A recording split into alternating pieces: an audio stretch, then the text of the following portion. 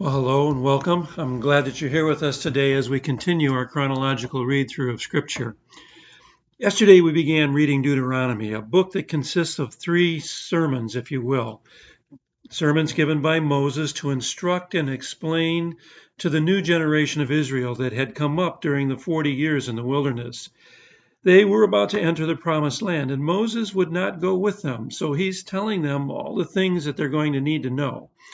Most of these people had not lived in Egypt. They hadn't crossed the Red Sea or seen the rebellion that occurred after the report of the spies. Any that had were actually quite young, certainly under 20, when those things happened. In this first sermon, Moses was briefly recounting the history of Israel since leaving Egypt. He's reminding them of Israel's sin that has caused her to wander these past years, and he's reminding them of the great things God has done for and through them, for even greater things are yet to come. We'll continue that history lesson today in chapters 3 and 4. Moses' review of that history now moves from the defeat of King Sihon to the defeat of King Og. God tells the people in advance that they have nothing to fear from King Og, who is coming up to attack them. For God has given King Og and all his land into Israel's hands. So Israel is again victorious, killing everyone and taking the cities and cattle and plunder for themselves, just as God had told them they would, as God metes out his judgment on the people's idolatry through Israel.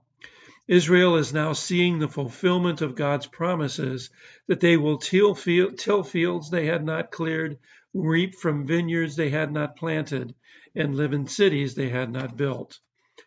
Moses then reminds Israel that those who had asked for and received land east of the Jordan had committed to fight with those who crossed the Jordan until they had taken possession of all of the land that God had promised them.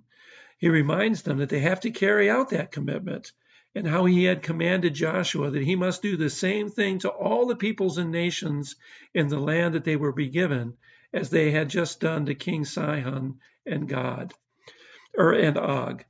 They are not to be afraid of anyone they encounter in the land, because it's God who is fighting for them, not they themselves who are doing the fighting. Moses then relates how he had pleaded with God to let him cross over the Jordan with the people, and how God had sharply rebuked him or shut him down on that request. Moses would be allowed to see the land, but Joshua would be the one to lead them into it. Moses has seen so much of what God has done for his people. He's seen God's strong hand, he's seen God's provision, and Moses desires to see what is in store in the land as well. It is almost as if Moses is saying to God, "You've shown me so much of your goodness. Don't you want me to see even more?" It's a bold and confident prayer. And we're encouraged to Scripture to pray in just the same way. But God does not always say yes. Remember Paul and his thorn in the flesh? God's response to Moses and to Paul should not in any way discourage us from asking God. Just remind us that God's ways are not always our ways. God withholds none of his grace or mercy from Moses, but still, Moses will not enter the promised land. Moses then goes on to encourage Israel, really to adjure Israel to be faithful to God, to follow his commands, and to live according to his will.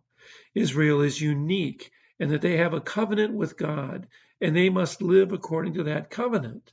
They're to remember what God told them, first directly, and then through Moses when they could no longer when they could no longer bear to hear God's words at Mount Horeb, or as we usually refer to it, Mount Sinai. Nor are they to forget of God's jealousy, lest they turn to false gods and come under Yahweh's wrath. Interestingly enough, Moses does not say if, but when you chase other gods, you will be scattered.